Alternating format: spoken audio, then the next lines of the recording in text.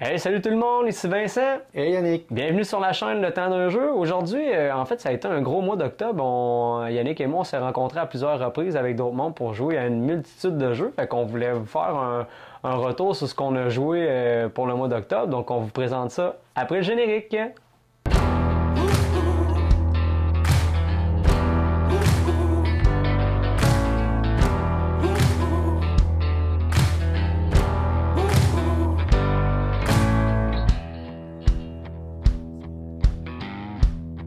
Donc, pour les jeux du mois d'octobre, on va vous faire quand même une liste rapide là, avec certains jeux, tous ceux qu'on a appréciés, un petit peu les mécaniques, puis vous dire notre appréciation générale. Il y a des jeux avec lesquels Yannick et moi on a joué, d'autres qu'on a joué avec individuels avec d'autres groupes de joueurs.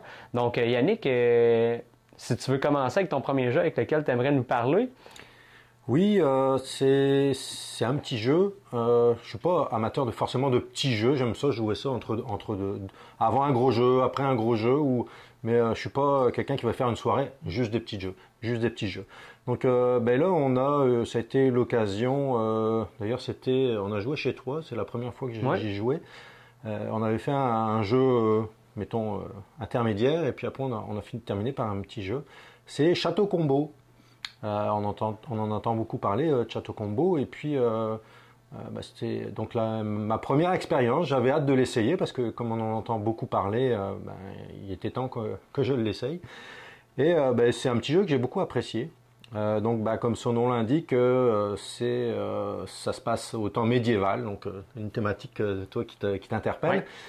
Ouais. Même s'il n'y a pas de personnage ou de bataille ou quoi que ce soit là, mais on a une ligne de cartes de 3 cartes qui représente le château, puis une ligne de 3 cartes en dessous qui représente le village. Et puis on a un messager qu'on va déplacer à côté de ces deux lignes de cartes en fonction de la carte qu'on va prendre. Donc si le messager est sur la ligne du château, on va prendre une carte château. Et si le messager est sur la ligne du village, on va prendre une carte village. Et puis si la carte qu'on prend indique qu'il faut remonter le messager, on va le remonter. Puis on met des cartes au fur et à mesure qu'on prend les cartes. Et chaque carte a une particularité, donc qui va nous dire si dans votre tableau de 3 par 3, c'est 3 par 3, on vous placez cette carte, si telle carte est à côté, ça va vous rapporter autant de points. Ou alors si sur une ligne, vous avez autant de blasons de telle couleur, par exemple, ça va vous rapporter autant de points. Donc c'est un petit casse-tête. Là aussi, évidemment, les premières cartes, on les choisit un petit peu, pas au hasard, là, mais on y va avec ce qui est présenté sur la carte, sur les lignes. Mais c'est un petit jeu intéressant, un petit peu casse-tête, mais pas de trop. Donc j'ai trouvé ça vraiment le fun. Il y a un système de clés aussi, c'est-à-dire que si le messager est sur une ligne qui nous arrange pas, on peut dépenser une clé pour changer le messager de place. J'ai bien aimé, c'est vraiment un petit jeu sympathique d'ailleurs qui est en commande pour moi, donc je vais le recevoir normalement la semaine prochaine. Ça va permettre de refaire des parties de ce petit jeu très sympathique. Moi de mon côté, Yannick vient de parler d'un petit jeu, moi je vais parler d'un plus gros jeu. Le jeu s'appelle Lord of Hellas. Donc Lord of Hellas, c'est un jeu de conquête de territoire.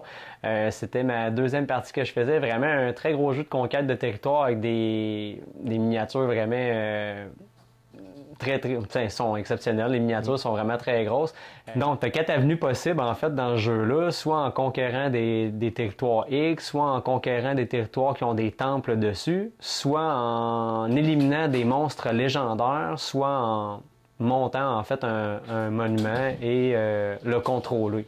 Fait que c'est 4 avenues possibles dans le jeu que tu peux. Est-ce que c'est facile? Non, pas nécessairement, mais ça fait juste rajouter au fait que si t'es pourri dans un domaine où c'est que ton adversaire a l'avantage, tu as d'autres avenues possibles au lieu de juste subir le jeu.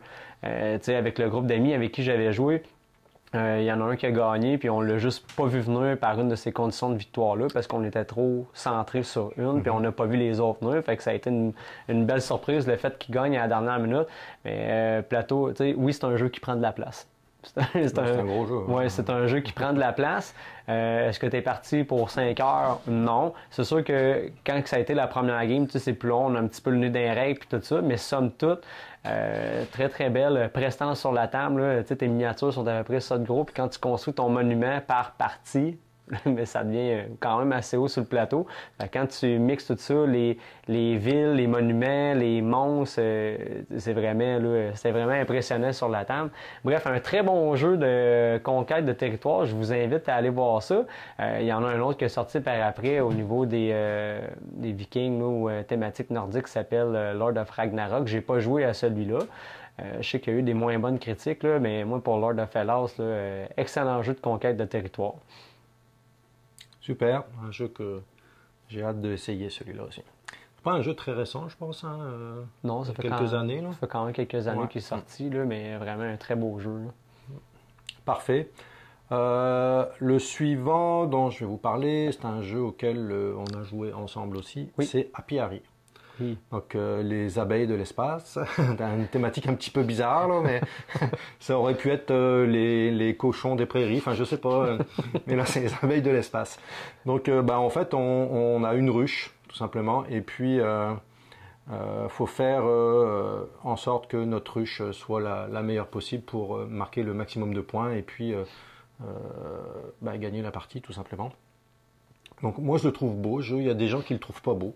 C'est une question de goût. Je trouve que les couleurs sont belles, c'est attrayant. C'est un petit peu fouillis des fois, il faut faire attention si on veut regarder plus attentivement le plateau pour voir un petit peu ce qui se passe sur le plateau, mais moi je le trouve sympathique. Donc c'est ça, on a une ruche et puis on va faire évoluer notre ruche. Donc il y a 5 ou 6 emplacements sur lesquels on va pouvoir se déplacer sur le plateau et chaque emplacement va nous donner quelque chose de particulier. Il y a un emplacement où on va aller avec le vaisseau mère explorer l'espace, donc on va découvrir des planètes qui vont nous donner des bonus. Il y a un emplacement où on va pouvoir aller recueillir des fermes qu'on va pouvoir mettre dans notre ruche, puis à chaque fois qu'on va rapatrier nos abeilles, et les ruches, les fermes, pardon, vont produire des ressources qui vont nous permettre d'avoir d'autres choses. On peut aller récolter aussi de la cire d'abeille essentiellement qui va nous permettre d'avoir des tuiles, je ne sais plus le nom des tuiles, mais des tuiles qui vont nous permettre d'avoir un bonus instantané ou des bonus de fin de partie. Il y a aussi le miel qui est une ressource très rare, c'est la ressource la plus rare qui est plus difficile à acquérir, où on va, c'est ça, avoir des tuiles là, les tuiles jaunes en fait, qui ont une particularité, c'est que notre abeille va vieillir au fur et à mesure qu'on va la faire travailler. Quand elle va arriver au niveau 4, c'est-à-dire qu'à la fin de sa vie, c'est le seul moment où on va pouvoir recueillir ces tuiles-là. Une fois que notre abeille est morte, on va la faire hiberner. Et puis on va la mettre de côté, puis il va falloir aller sur un autre emplacement pour pouvoir récupérer une autre abeille.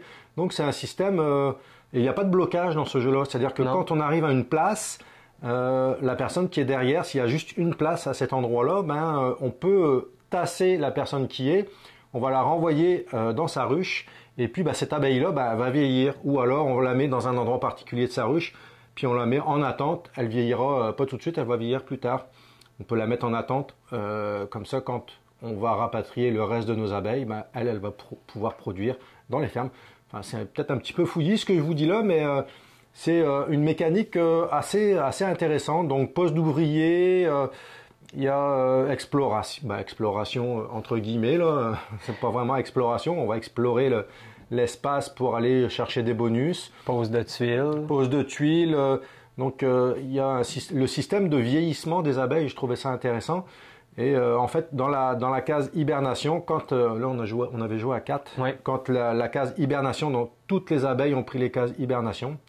D'ailleurs, ces petites cases nous donnent aussi des bonus pour continuer, pour avoir des choses intéressantes dans le jeu. Donc quand toutes les cases hibernation sont pleines, la partie prend fin tout simplement. Puis là, on va calculer le score final. Donc un jeu, ça fait plusieurs parties qu'on fait, toujours intéressant à y jouer. Et puis d'une partie à l'autre, c'est différent forcément parce que on peut pas forcément avoir les mêmes tactiques. C'est-à-dire que la ruche qu'on a au départ, on a un bonus de fin de partie, c'est-à-dire qu'on va y aller aussi en fonction de ce bonus de fin de partie-là qui peut nous rapporter pas mal de points.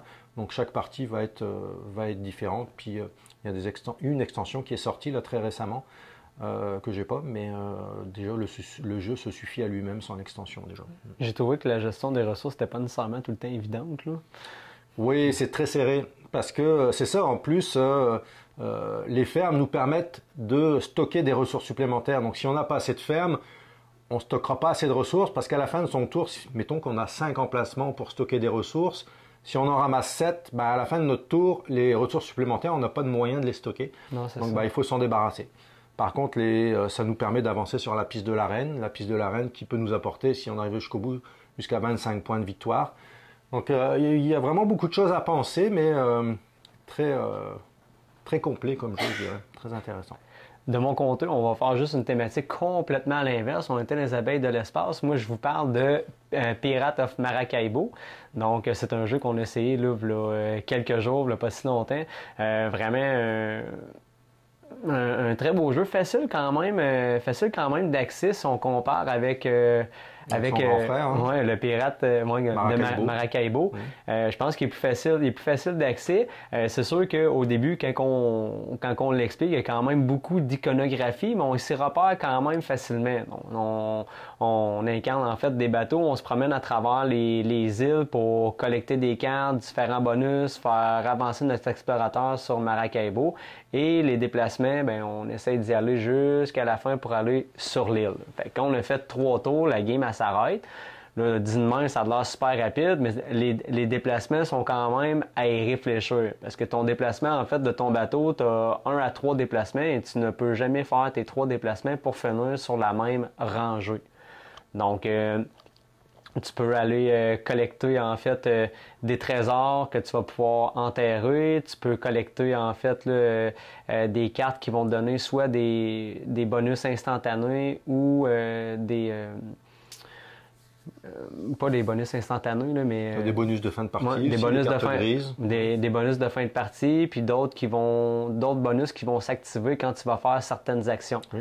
Donc des actions de raid, puis ce qu'on appelle un peu des combats sans light nécessairement, mais où tu vas brasser les dés, les 3 dés de couleur, en fait, les émeraudes, l'or et les perles. En fait, ces 3 dés-là représentent les ressources et quand tu vas les brasser, tu vas pouvoir en sélectionner un et ce nombre-là que tu as eu sur ton dé représente le nombre d'épées que tu vas pouvoir dépenser, soit pour te permettre d'avoir des points de victoire, soit pour te permettre d'aller chercher une ressource. Bref, il y a vraiment différents bonus que tu peux utiliser. Sinon, tu sais, j'ai pas senti que je me suis senti coincé à un moment donné, un autre dans un jeu. Il y a tout le temps une façon de faire des points. Puis ce que j'ai aimé, c'est que comparativement à Maracaibo, la carte où tu te déplaces, elle évolue dans le sens que quand tu achètes une carte, tu vas pouvoir en fait en prendre un autre. Fait que ça va probablement changer la façon dont tu te déplaces pour les prochains tours à venir. Puis d'une partie à l'autre, de toute façon, tu vas placer les cartes, c'est placé aléatoirement. Donc, c'est d'une partie à l'autre, les cartes ne vont pas être placées de la même manière. Donc, ta carte de déplacement est toujours différente. Effectivement. Puis à l'intérieur même du jeu, ils ont inclus certains modules qu'on peut rajouter quand on est habitué en fait avec le jeu de base. Fait que c'est comme s'il y avait une extension dans le jeu sans en avoir, mais ces modules-là, ça rajoute de la rejouabilité. T'sais, exemple, il y a un module qu'on pouvait tourner des cartes face cachée, fait que tu sais pas sur quoi tu vas tomber. Tu peux faire des combats de bateau parce que si, exemple, tu arrives sur la même case qu'un autre bateau, normalement, tu dois lui donner des sous. Là, dans un des modules, on pouvait s'attaquer entre les joueurs. Fait que, ça rajoute un peu de variante, un petit peu de tension, puis de façon différente, en fait, d'appréhender le jeu. Sinon, pour l'île de Maracaibo, quand on arrive, on essaie de faire avancer nos explorateurs. Chaque cours d'eau qu'on dépasse donne des points supplémentaires. Et ce qui est le fun, c'est que dépendamment du nombre de cases que tu avances, si, exemple, tu avais 6 cases que tu peux avancer, tu n'es pas obligé d'avancer à 6 cases. Tu peux avancer. Tu as de 1 à 6 cases que tu peux avancer. Tu peux contrôler sur quelle case tu vas arriver et les bonus, c'est des bonus instantanés que ça donne. Soit que ça te donne des revenus, soit que ça te donne des pelles pour enterrer des trésors, soit que ça te donne des épées pour acheter des choses. Bref, t'as des bonus instantanés qui te donnent plein de choses. Fait que je trouvais qu'il y avait une belle petite course qui se faisait là, pour faire un maximum de points. Là. Toi, comment t'avais trouvé le jeu quand tu l'as essayé? Écoute, il est en commande aussi. Donc, pour dire qu'il m'a plu. Hein. Mais oui, non, j'ai vraiment bien aimé, beaucoup moins compliqué que Maracaibo, comme on disait. Et puis, il n'y a pas de blocage non plus, comme tu disais. Tu peux aller sur l'endroit où il y a déjà un bateau pirate adversaire, sachant que c'est pas énorme. Là, tu donnes une pièce. Donc c'est pas énorme. Non, c'est ça. C'est pas comme si tu devais donner 10 pièces et puis là tu te retrouves coincé parce que tu peux plus acheter de carte. C'est juste une pièce, donc tu vas pouvoir aller facilement à un endroit qui t'intéresse même s'il y a déjà quelqu'un dessus. Donc ça évite les blocages, puis ça donne quand même un petit bonus à la personne qui est déjà sur la carte. Des fois c'est peut-être une pièce qui peut faire la différence pour acheter une carte. Non, j'ai vraiment bien aimé. Là, rien à dire. Beaucoup de chemins, façons de faire des points. C'est ça qu'on aime aussi dans les jeux. Si on veut une rejouabilité dans nos jeux, donc il faut qu'il y ait de la diversité dans la façon de scorer. Donc, et puis Pirates de Maracaibo, il en fait partie évidemment. Donc les petits modules qui sont intéressants aussi à ajouter, ça donne un petit peu de peps au jeu quand on est habitué, quand on a fait un petit peu le tour de la façon classique de jouer. Donc non, vraiment une belle découverte. Non. Mon suivant, moi, ça va être un jeu auquel aussi on a joué à deux et auquel tu m'as explosé. C'est From the Moon. C'était ta première partie là, puis je pense que j'ai compris le jeu. Oui, comme il faut. Donc un jeu, quand même un jeu, je dirais classé dans les jeux quand même experts. Donc l'idée, il y a pas mal de jeux qui sont sortis sur cette thématique-là. La planète Terre, c'est le bordel. Donc, il faut évacuer la planète Terre. Et puis, on a 3 vaisseaux qui vont partir sur des satellites de planètes du système solaire. Et puis, il faut équiper ces vaisseaux-là. Et notre base est située sur la Lune. Donc, on a des petits rovers avec des astronautes qu'on va pouvoir placer dedans, qu'on va pouvoir recruter pour aller dedans. Et puis on va les déplacer sur la carte qui est modulable aussi. Donc d'une partie à l'autre, la carte ne va pas être la même puisque ce sont des tuiles qu'on va placer au hasard. Et puis en plaçant ces rovers sur les cases de la Lune, ça va nous donner des actions. Donc il y a des ressources. Si on a un astronaute blanc par exemple, dans notre rover, on va pouvoir ramasser une ressource de la même couleur qui va nous donner, par exemple, je dis blanc, mais c'est pas blanc, c'est gris. Gris, ça va être, si je me trompe pas, c'est du métal, je ne sais plus. Il va y avoir de l'eau, hein, c'est bizarre, mais oui, sur la Lune, il y a de l'eau, on ne savait pas, mais maintenant on le sait. Donc on va pouvoir ramasser des cubes, puis toutes ces cubes-là vont pouvoir nous permettre de faire des actions sur le plateau principal. On va pouvoir aller placer des cerfs qui vont nous donner de la nourriture parce que ces astronautes-là, il faut les nourrir. Si à la fin de notre manche, on n'a pas assez de nourriture, on va perdre des points de victoire. On va pouvoir donc recruter des astronautes pour les mettre dans nos petits rovers pour pouvoir aller chercher des ressources supplémentaires sur la Lune. On va pouvoir améliorer aussi, faire des spécialistes avec ces astronautes-là, donc qui vont nous donner des actions supplémentaires quand on va les envoyer sur la Lune et qui vont avoir, s'ils sont spécialisés, qui vont pouvoir faire une action des astronautes spécialisés qui vont nous donner encore des bonus supplémentaires. On va pouvoir aller construire des laboratoires. Dans ces laboratoires, on va faire des expériences et à chaque fois qu'on va mettre une expérience, on va pouvoir refaire toutes les expériences qu'on a déjà mises. Donc c'est vraiment, ça peut être exponentiel. La façon de faire des points, là, au début, ça commence tout doucement. Et puis à la fin de partie, moi j'étais écœuré. C'est bon, Vincent, on arrête de gagner. Là. On compte plus les points. Là. Mais je pense que quand on avait regardé dans le jeu, souvent, je regarde tout le temps c'est quoi le maximum de score. Puis là, tu as une plaquette, tu as fait le tour, plus 50, plus 100, plus 150, plus 200. Puis là, je me suis dit, y a-tu vraiment du monde qui se rend à 200 et plus? Oui. Jusqu'à temps que je fais, oh my god, as-tu vu toutes les combinaisons qu'on peut faire? Puis là, Yannick était là, on peut arrêter. Non, je veux voir, je suis capable de me rendre jusqu'à 200. Tu l'as compris le jeu. Tu l'as compris. Mais bref, un excellent jeu de gestion de ressources. Puis moi, j'appelle ça une salade de points. Tu as des combos là, à pu finir que tu peux faire, là, mais vraiment un excellent jeu. Beaucoup apprécié ce jeu-là. Allez voir ça, From the Moon. Là, J'ai donné quelques exemples d'actions qu'on peut faire, mais il y en a encore plein d'autres. Non, c'est ça. Là. De mon côté, le prochain jeu que je voulais vous parler, c'est... en fait, c'est un vieux jeu, ça fait longtemps qu'il existe, depuis 2009, et c'est Small World. En fait, Small World, c'est un petit jeu de conquête de territoire. J'ai essayé récemment. Non, je ne l'avais jamais essayé. Là, tu dois te dire, oh mon Dieu, ben oui, ça arrive. Ça arrive. Mais oui, Small World, en fait, on se retrouve avec plusieurs races qui doivent rentrer dans le petit monde, mais qu'il n'y a pas assez de place pour tout le monde. Donc, tu vas devoir faire ta place. En fait, là, en début de partie, il y a plusieurs peuples en fait d'étalés aussi qui ont chacun leur spécificité avec un pouvoir spécial, et dépendamment de quel peuple que tu vas avoir accès, ben, tu vas devoir payer plus ou moins des sous. Donc, si exemple, tu veux prendre le premier peuple, il est gratuit. Si tu veux passer au deuxième peuple, il coûte une scène. Puis l'autre, puis on décale comme ça. Fait que plus que le peuple est loin, plus qu'il te coûte cher. C'est bon? Donc, quand tu obtiens un peuple, tu t'en viens prendre, dans le fond, les pions associés à ton peuple, et tu vas rentrer dans le monde de Small World. Donc, tu rentres toujours, en fait, sur les rebords du plateau, et pour pouvoir conquérir un territoire, dans le fond, ça prend minimum 2 pions, 2 jetons de ton armée pour pouvoir conquérir un territoire. Donc, dépendamment, s'il y a déjà des soldats dessus, ça va te coûter 2 d'entrée de jeu, plus chaque soldat ennemi qu'il y a pour pouvoir rentrer dans le territoire. Si tu fais face à des montagnes, c'est comme si la montagne, c'était plus ardu, donc tu vas devoir dépenser des soldats supplémentaires pour le conquérir. Et lorsque tu n'es plus en mesure d'étaler, en fait, ton peuple, bien là, tu vas faire des points en fonction des territoires que tu contrôles. Puis, plus que ton peuple s'expansionne, moins tu as de soldats à ta disposition pour continuer à t'étaler. Donc, éventuellement, tu vas devoir mettre ton peuple en déclin pour pouvoir aller en rechercher un autre.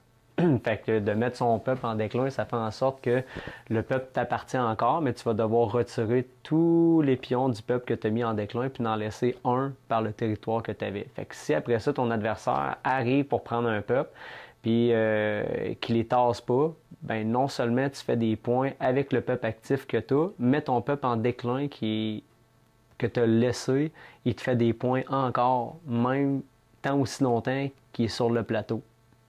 Fait que c'est vraiment tu rentres, essaies de faire un maximum de points et d'essayer de mettre ton peuple en déclin au bon moment pour aller en chercher un autre pour revenir en force, en fait. C'est vraiment ça. Puis il y a une belle rejouabilité dans le sens que, il y a plusieurs peuples, je pense qu'il y a 14 peuples en tout, il y a 20 tuiles pouvoir, fait que, puis ils sortent jamais dans le même ordre, fait que tu as souvent des combinaisons différentes. Fait que non, quand même une belle rejouabilité. C'est un jeu qui est simple, c'est pas très compliqué, fait qu'un petit jeu de conquête de territoire, là, bien agréable. Là. Je pense que toi, tu l'as pas essayé encore. Non, hein? non, pas encore. Non, mais ça fait partie là, des jeux. C'est ça, c'est un jeu de conquête de territoire, mais il y a des choix, mais c'est pas un cassage de tête là, comme Lord of Hellas qu'on a parlé tantôt. Là. Donc, c'était Small World pour moi. Parfait. Pour ma part, un jeu, je crois que c'est un jeu de 2023 de mémoire, qu'on a essayé ensemble il n'y a pas très longtemps, il y a une couple de semaines. C'est Age of Rome. Je ne rentrerai pas dans les détails de Age of Rome, mais thématique évidemment romaine, là, antiquité romaine. On a des territoires. Là, moi, je trouve très original en fait avec la map qui tourne. Oui. Donc à chaque tour, en fait, la map va tourner. Puis c'est ça qui est intéressant aussi. On peut déclarer des complots. Donc si on fait un complot, quand la map va tourner, le complot se retrouve chez l'adversaire. Puis là, on peut déclencher un complot pour lui donner un malus sur certaines affaires. Grosso modo, il y a eu l'empereur de Rome est décédé. Et puis on cherche un nouvel empereur. Puis le but, ça va être d'être élu le nouvel empereur.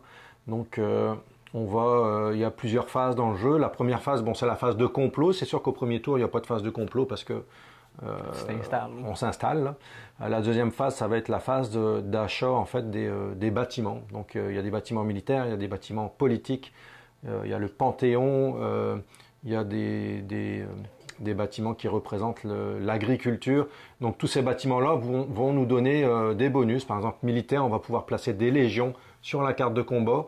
La carte de combat qui va être une carte de majorité. Donc il n'y a pas de combat entre nous. C'est juste celui qui va avoir la majorité des légions qui va scorer le maximum de points sur cet endroit de la map. Par exemple, au niveau de la politique, on va voter en fait. Donc on va mettre un vote au milieu du plateau central.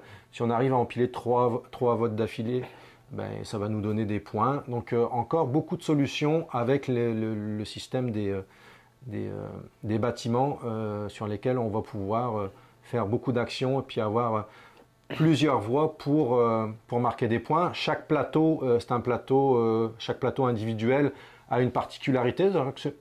On ne peut pas dire que c'est vraiment asymétrique, mais les particularités de chaque plateau, on a une capacité en fait. Une capacité qui n'est pas forcément très déséquilibrante. Je le trouve quand même assez bien équilibré, le jeu. Après la phase de construction, on a la phase de revenu. Donc là-bas, en fonction du nombre de bâtiments qu'on a mis sur notre emplacement, en fait, on va ramasser des revenus. Il y a une particularité aussi, c'est qu'on peut taxer le peuple, c'est-à-dire qu'on va toucher le double de revenus, mais on va devoir descendre d'autant de points de victoire indiqués à ce moment-là. Donc quelquefois, quand tout le monde le fait, ça vaut peut-être le coup de le faire, mais quand tu es déjà à la traîne et puis que personne ne veut le faire, si tu taxes ton peuple et puis que ça te fait reculer et puis que tu es déjà en retard, ça peut être dangereux. Après, avoir de l'argent, ça te permet de construire des bâtiments de niveau supérieur. Celui qui a construit jusqu'à 3 bâtiments à un endroit, il récupère un jeton, c'est comme un jeton de pouvoir qui va lui donner une capacité particulière dans ce domaine-là. Enfin, un jeu que j'aime beaucoup, l'histoire des complots, là, je trouve ça vraiment le fun. Et au début de chaque tour, on va tourner une carte qui va donner une carte événement. Donc il va se passer quelque chose. Ça peut être bon ou moins bon. Et on va tourner le plateau dans un sens ou dans l'autre en fonction de la carte qu'on va avoir retournée. Et le sens de jeu va changer aussi en fonction de cette carte-là. Donc un jeu que j'aime beaucoup, je ne me lasse pas d'y jouer là, en ce moment. Peut-être qu'à un moment donné, je vais dire j'ai trop joué, c'est assez. Puis toi, je sais que tu as la version Deluxe avec les tuiles en acrylique. Cette version-là est magnifique, avec les jetons en métal. Du bonheur. Ce jeu-là, l'extension, la version Deluxe est vraiment, vraiment très belle. De mon côté, le dernier jeu pour ma part que je vous parle, c'est pas un petit jeu, c'est Too Many Bones. En fait, Too Many Bones, c'était ma deuxième partie là, en fait, que je jouais. C'est un très beau jeu. Ça fait longtemps que je voulais en essayer un de la compagnie Chip Theory Game. Je comprends maintenant son prix avec tous les chips de poker là, personnalisés, les dés, toutes les cartes et aides de jeu en PVC, tout en néoprène. C'est vraiment une production là, ça accroche, comme on dit en bon québécois. Vraiment un très beau jeu. Donc, dans Too Many Bones, on incarne en fait des Gearlocks qui sont à la poursuite d'un tyran. Et ce qui est le fun dans ce jeu-là, c'est que tous les personnages ont c'est asymétrique en fait. Là. C'est un jeu co-op où tu dois battre le tyran. Et chaque personnage, en fait, on va les faire évoluer avec des arbres. Moi, j'appelle ça des arbres de compétences, mais c'est tout avec des dés custom. Donc, dans la séquence, on fait une phase de rencontre où il y a un texte qu'on doit suivre et il y a des options qui nous soient proposées. Soit exemple que ça peut être l'option, ça peut être tranquille où on a des points d'entraînement où on va pouvoir améliorer nos capacités, soit d'attaque, de défense, de dextérité, de santé, ou aller dans nos arbres de compétences puis prendre nos spécificités de personnages. Où on a le choix en fait d'avoir des combats. Donc les combats, on met nos personnages en fait sur un tapis de combat avec les vilains. Et c'est vraiment très tactique au niveau des déplacements, ce que tu peux faire. C'est pas nécessairement évident. Quand j'ai lu le livre de règles, somme toute, ça explique quand même bien, mais j'ai toujours l'impression qu'il manque manque des exemples ou qui manque un petit peu de règles. Il a fallu que j'aille voir des vidéos pour que ça soit complet. Là. C'est pas nécessairement un jeu facile, mais quand tu le comprends, c'est logique là, ce que tu as à faire. Là. La séquence, là, la séquence est quand même simple, mais c'est un jeu qui est très tactique. C'est très tactique. Autant que moi, j'avais un personnage que c'est un tank qui va aider les autres à se protéger avec ses boucliers ou se protéger lui-même, autant que mon ami avec qui je jouais, lui, il avait une personne qui s'appelait Atomic, en fait, qui brassait des dés pour ramasser, en fait, des débris avec lesquels ils pouvaient créer des bombes pour lancer à distance. Donc, ils ont vraiment toutes des mécaniques là, différentes avec plein de pouvoirs. Puis quand tu brassais, exemple, les dés, ben si t'arrivais avec des os là, qu'ils appellent, ben ça, tu peux les mettre dans ton plan B qui peut te permettre d'avoir d'autres capacités pour t'aider pendant des combats. Donc, tu lances tes dés, les dés que tu peux mettre dans ta zone active, d'autres que tu peux mettre dans ta zone bloquée. Dans ta zone bloquée, ça te permet de les utiliser en fait au moment opportun. Et en bas, tu as des cases que tu mets dans ton plan B. Donc, plus que tu as d'os, plus que tes capacités dans ton plan B vont être fortes, qui vont pouvoir te permettre de t'aider durant les combats. Donc, tu sais, le tyran que tu essaies de battre, en fait, tu as un nombre de points de quête que tu dois aller chercher et tu dois battre ce tyran-là imparti, exemple, en dedans de 8 jours, contenant que chaque rencontre que tu vas faire va te donner des points de quête. Si tu n'es pas capable, en fait, de te rendre au boss ou de battre le boss dans le nombre de journées imparties, ben, tu perds la partie. Parce que dans le jeu, tu ne meurs pas, tu peux être seulement KO. Mais tu sais, KO, ça fait en sorte que tu vas perdre des dés. C'est pas. Puis oui, ça va arriver souvent. Moi, je pense que je me suis fait mettre KO 3-4 fois, je pense, hier. Mon Dieu, que ça faisait dur par moment, mon affaire. Mais on a fini par y arriver pareil. Et dans ta phase de rencontre, quand tu as fini de faire en fait tes combats puis tout ça, ben là tu t'en vas dans ta phase de tu fais tes récompenses, tu as tes points d'entraînement que tu peux faire, tu as des cartes butins que tu peux aller récupérer et tu peux après ça décider de récupérer des points de vie, tu peux échanger des trésors, bref, tu te prépares pour la prochaine séance. Donc est-ce que c'est un petit jeu qui va durer 1 heure? Bien sûr que non. C'est pas la réputation qui a. Non. C'est quand même un gros jeu. Moi, ce qui me fait triper dans ce jeu-là, c'est la façon de monter ton personnage. Là. Il y a vraiment différentes avenues, puis je pense que tu testes. Je pense qu'à force de prendre le même personnage, oui, tu finis par le comprendre un peu comme Root E, en fait, pour son asymétrie. C'est juste que là, on joue en coop, puis les personnages ne se jouent pas du tout de la même façon. Fait que, puis tu sais, je pense que qu'est-ce qui peut rebuter les gens par rapport à ce jeu-là, c'est, là, moi, je l'ai en français, mais tu sais, il y a quand même vraiment beaucoup de texte, puis chaque personnage, ses spécificités, et les monstres aussi ont chacun leur pouvoir, fait qu'il y a une chance qu'on ait un aide de jeu pour toutes les spécificités, parce que sinon, ça serait vraiment très dur de s'y retrouver, mais je pense que c'est...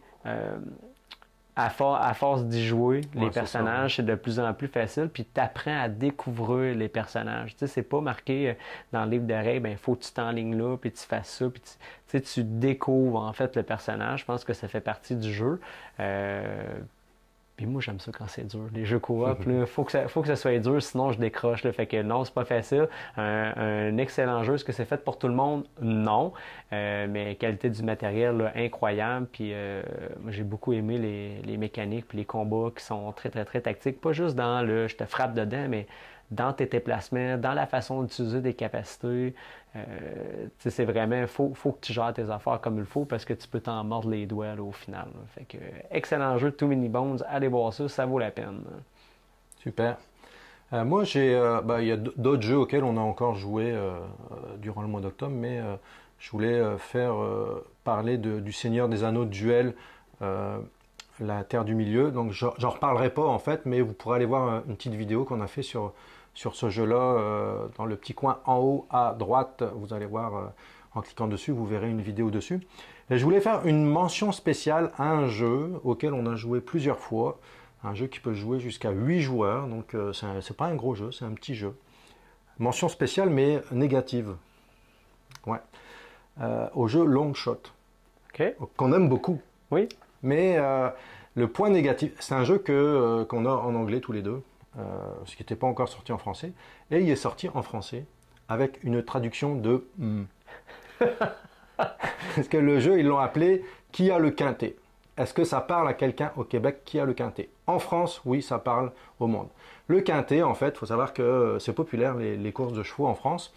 Et toutes les fins de semaine, il y a des courses de chevaux. Et puis, tu peux aller dans un PMU, Paris Mutuel Urbain, si je ne veux pas dire de bêtises, pour parier sur les courses de chevaux. Donc, tu fais tes paris, et puis il y a le tiercé et le quintet.